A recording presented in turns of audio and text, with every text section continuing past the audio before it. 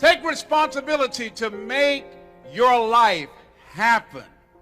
Don't accept things just as they are. Don't follow the crowd. You want to be different. What Thoreau said, if the man doesn't keep pace with his companions, perhaps he's listening to the beat of a different drummer. Let him dance to the music that he hears, however measured or far apart. That if your friends don't understand you, it's okay. You're listening to the beat of a different drummer. You've decided that you're not going to allow your circumstances to define you. You've decided that you're not going to allow the events, the things, the people, life, determine who you become. You decided that you're not going to go through life being a whiner, being a complainer, that you're going to take responsibility for what it is that you want to create. The greatest ability that God has given humankind above the animals is the ability to choose. A dog can't be anything but a dog. A cat can't be anything but a cat. A human being has the power to choose. We can choose. So what Mr. Washington did was he helped me to look at myself, and he helped me to look into the future. What do you see for yourself in the future? What do you mean, Mr. Washington? What do you see for you, Mr. Brown? At that time, I hadn't gotten clear about that. I was thinking only in the moment, as most young people do. And I'm asking you, what do you see in the future for you? What brought you here today? What caused you to get up? To invest your time, your energy, your money? What caused you to buy a plane ticket and fly in here to be at this event? What is it that you're looking for? I'll never forget Warren Gresham, a speaker out of New York, one of the most powerful speakers I've heard in the National Speakers Association. And he talked about a period in his life when he was going across Europe trying to find himself and just traveling around the world. In one particular country, soldiers woke up the sleeping passengers and asked them 3 questions. Number 1, where have you been? Number 2, why are you here? And number 3, where are you going? And that's what I ask you. Where have you been with your life? What has your life given to you? How do you feel about your life? Is it working?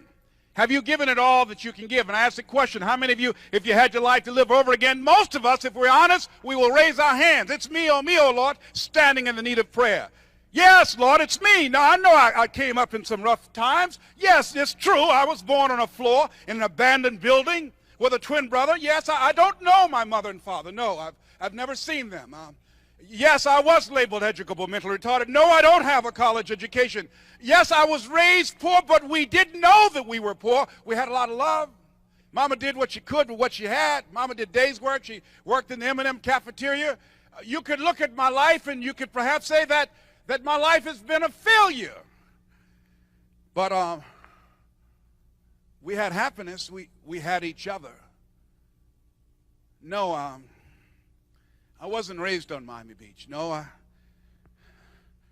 don't have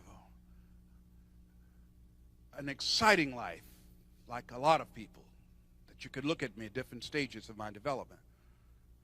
But here's what I know, that all of us can look at where we want to go. We look at where we've been, look at what brought us here.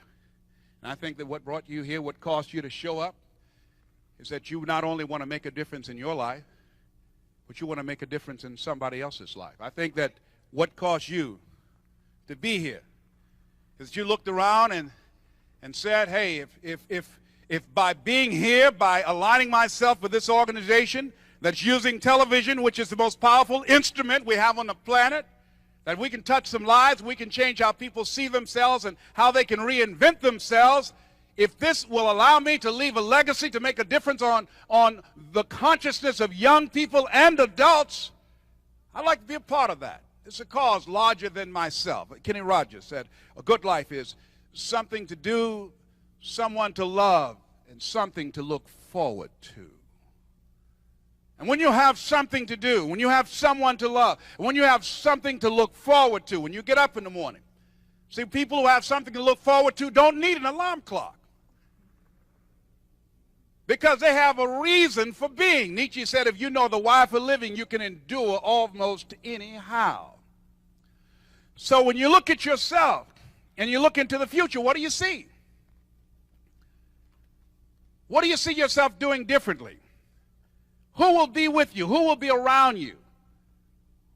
Will it be a life of contribution, a life of adventure, a life of excitement? What will be different about you?